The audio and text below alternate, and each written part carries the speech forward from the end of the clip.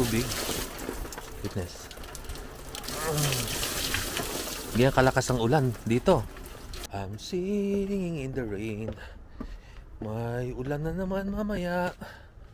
Okay mga kapopi, look at our roof here. Kita nyo, napuno na naman ng tubig. So ang mangyayari dito, pag hindi ko ito natanggalin ang tubig, ayan, masisira na naman, mabubutas na naman. And kahit gaano kainit ang araw, pag may time, na pupuno pa din ang tubig. So ayaw ko na ito masira kasi kapapalit lang namin isang araw. So ayan, kailangan ko tanggalin ang tubig. Goodness. Ganyan kalakas ang ulan dito. Napuno yung bubong. Buti meron ako ditong panungkit. Ayan, kadaming tubig. Kasi laging ulan. At ulan ng summer. So tiis-tiis na lang tayo sa pangit na weather. Yan talaga. Gusto mo magandang buhay, gusto mo sa Canada, ito ang ma-experience mo. Ulan lagi. Pati baha, pati snow. Yan. Isa pa. Oh goodness. Kasi pag hindi ko ito tanggalin, ito masisira yan, mapupunit. Yan. Yan, mapupunit yan. Ito mapupunit. So, ganyan katindi ang ating ulan. So, ngayon mga kapopi, pakita ko sa inyo yung ating apple tree. Whether we like it or not, basang-basa pang damo. Hindi pa tayo makakat ng grass. Walang magagawa talaga. So, ito ang ating apples. Nakikita nyo, isang sanga lang, ilang apples, oh. 1, 2, 3, 4, 5, 6, 7, 8, 9, 10. Ang dami.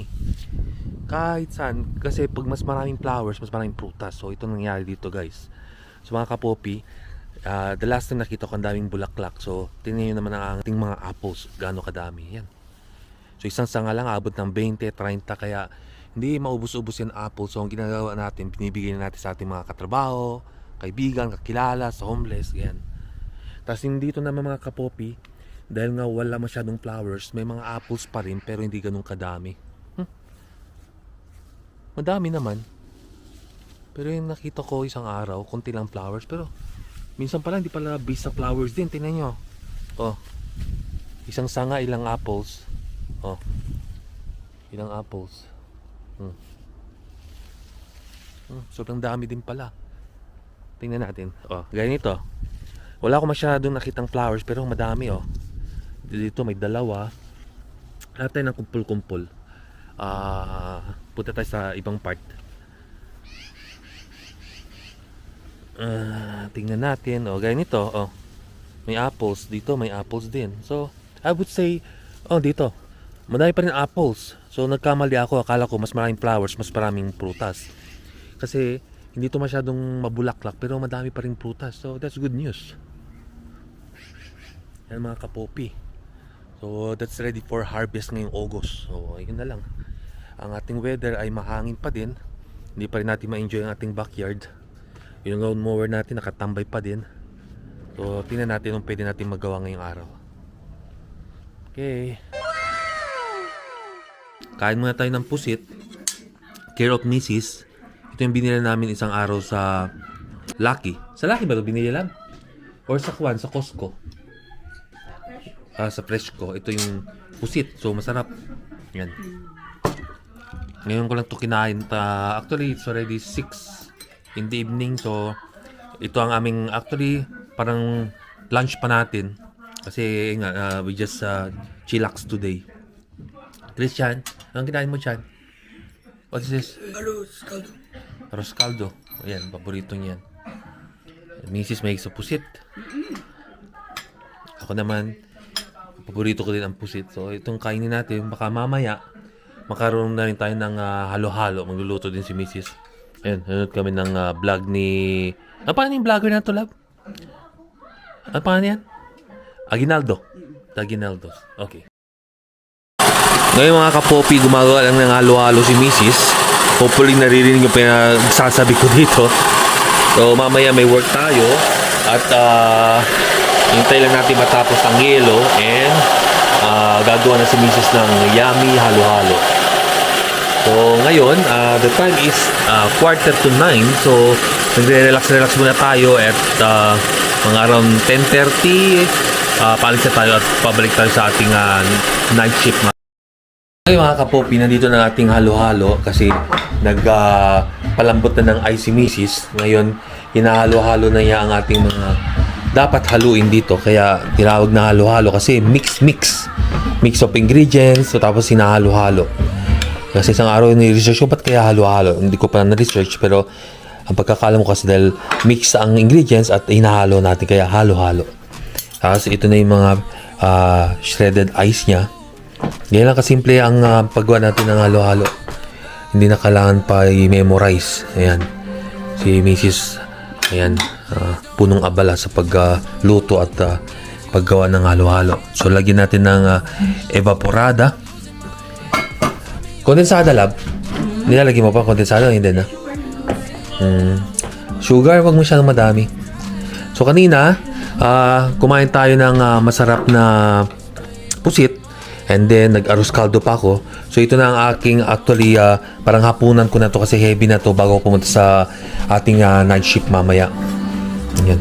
Tapos, may nilalagay din kaming, ito lab. Alam yung nakakalimutan. Cornflakes. Ayan. Tapos, ito ang pangmalakasan natin. Ito ang ube ice cream. So, we're just going to put it on top of this. Ayan. Naka-poppy. Tapos, cornflakes din. And, halos lahat naman yata yung ingredients na kailangan lab. Nandiyan na lahat. Wala lang lecture plan. Pero kung may ice cream na, I don't think so we need the lecture plan. Tapos may sugar din tayo dito. Okay, enjoy your halo-halo. Ikaw muna ang first bite, love. Ikaw first bite. Here. Tingnan natin halo-halo. Yan ang halo-halo. Care of Mrs. So ngayon, si Mrs. na prepare din ang halo-halo niya. Christian, busog pa. So mamaya siya maghalo-halo. So, tikman natin ang halo-halo mga kapopi. Yan. Pakita ko sa inyo. So, meron tayong ube ice cream with may nata de coco to the lab, no? Nata de coco. Yung shredded ice natin. Tapos, meron tayong beans. Tikman natin. Lab, can you give me a spoon, lab? Tikman natin.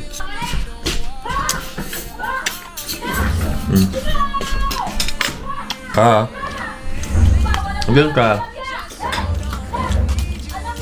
Hindi ko ito maubos kasi malaki. Mga media lang siguro. Tapos yun, kalahati kain ko ulit mamaya sa trabaho na or bago pumunta sa night shift natin. Halo-halo. Kamatid sa malamig na araw ang halo-halo. Actually, it's opposite. Dapat mainit. Pero, minsan, pagka gusto natin talaga halo-halo, it doesn't matter kung winter or summer or maulan. Basta gusto natin halo-halo, titira tayo mga kapopi.